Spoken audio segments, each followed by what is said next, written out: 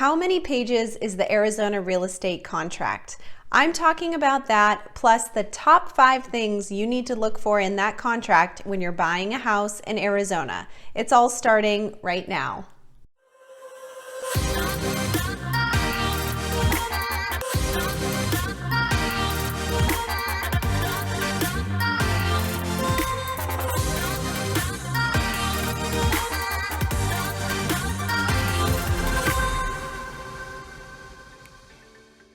Okay, let me paint the picture for you. You're out house hunting, you've seen tons of houses.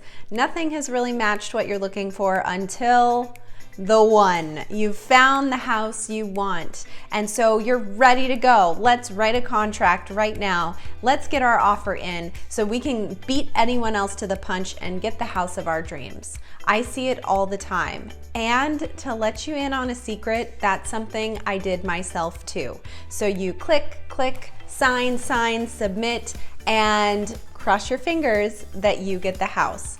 But what the heck did you just sign? If you have no idea what you signed, you could be in for some surprises. And I will tell you, I wasn't quite sure what I signed before I was a realtor either.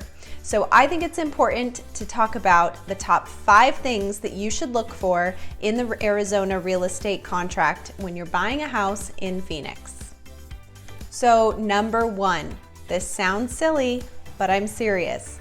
Look at the numbers. You're going to see the purchase price that you're buying the house for. You're going to see the down payment that you're agreeing to put down, the earnest money that you're going to be providing, and the amount of money that you'll be financing if you're getting a loan. Make sure that those numbers are correct. Make sure it's what you agreed upon with your spouse, and make sure it's what you shared with your realtor to write in that contract. That's important information. Number 2, the earnest money. What happens to the earnest money and why do you need it anyway? Okay, so your earnest money is basically your deposit to that seller saying that you are committing to purchasing their property. And you give them a deposit at the beginning of this transaction to secure your commitment. That deposit is usually about 1% of the purchase price, and an escrow account holds that money for you throughout the transaction. At the end, at closing, that money is then applied towards your down payment and rounds out that down payment as a total amount that you're putting down towards the house. Why is this important? Because it's a good chunk of money that you're taking out of your bank account before you ever get anything in return. And what happens to that money if you decide you don't want to move forward with this house?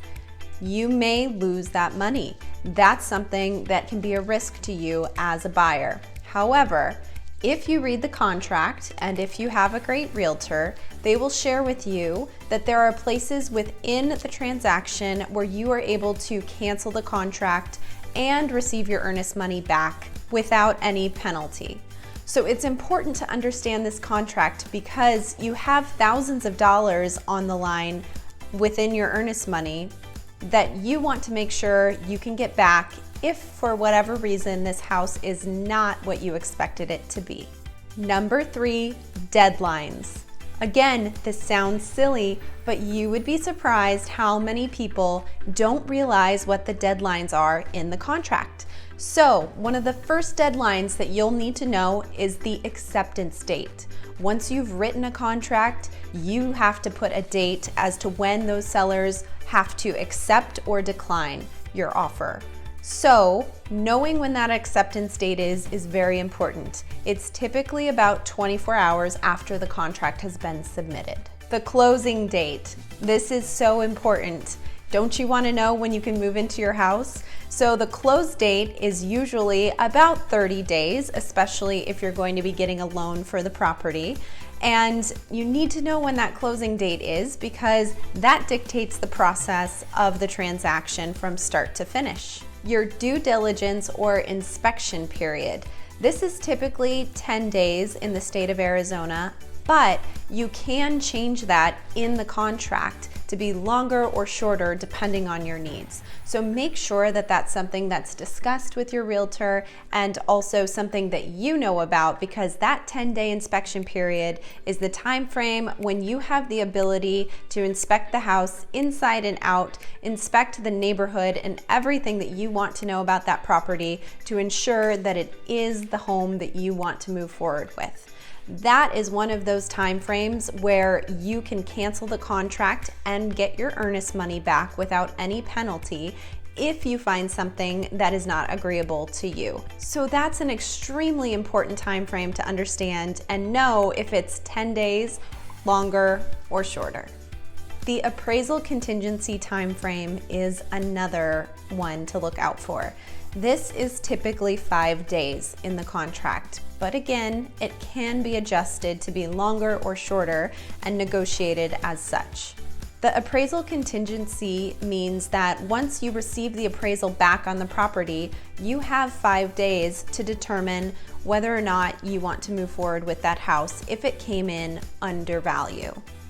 For instance, if you're purchasing a property for $400,000 and the appraisal comes back at $390,000, you have 5 days to renegotiate with that seller and decide if you'd like to move forward with the property, knowing that that value is $10,000 under what you're paying.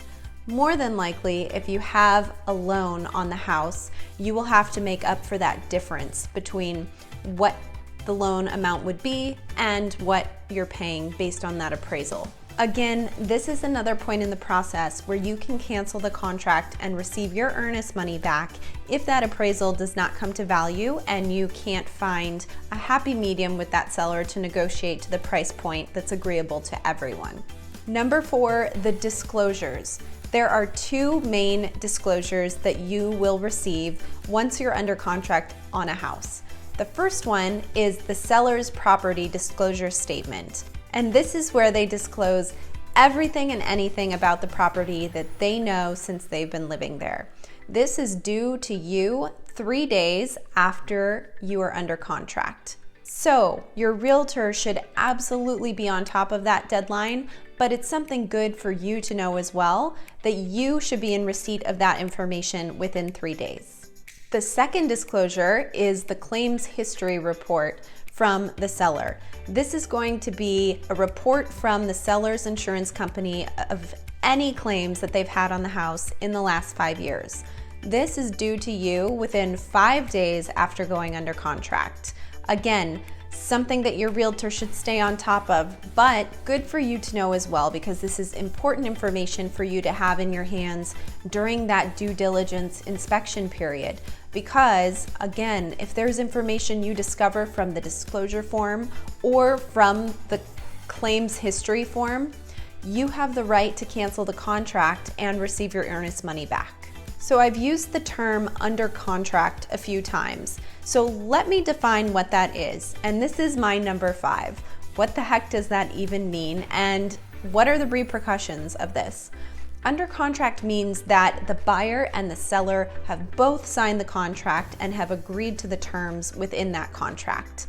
Once you are under contract, you cannot walk away from this contract without potentially losing your earnest money unless you are within some of those time frames that I explained earlier. And if you discover anything about the home that is not to your liking within those time frames.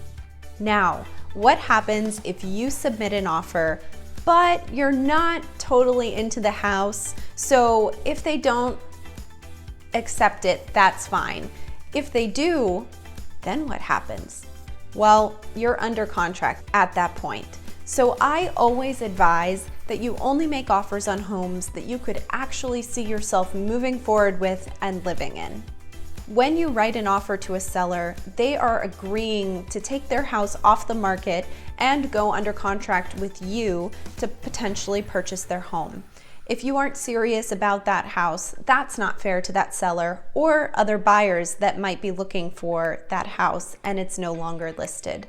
So if you are going to be writing a contract, you must know there is the potential that the seller would be accepting that immediately, in which case you're under contract with that seller.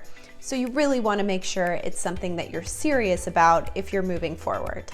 Those are my top 5 things that you should keep in mind and know about the Arizona real estate contract when you're purchasing a home in Phoenix or other areas of the Valley.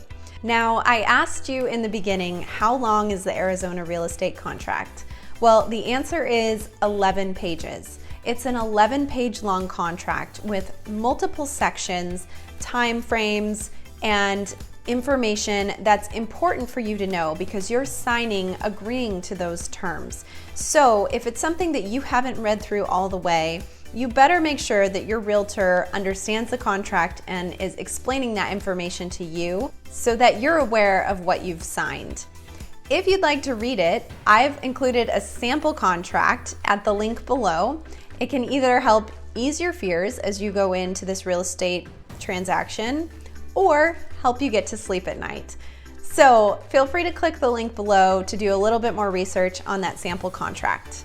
Now, I hope you feel prepared to write a contract and make an offer on your dream home when the time comes. Of course, if there's anything I can help you with, feel free to reach out to me. I'm Caitlin McKegg with Berkshire Hathaway, a realtor here in Phoenix, Arizona. Thank you for watching.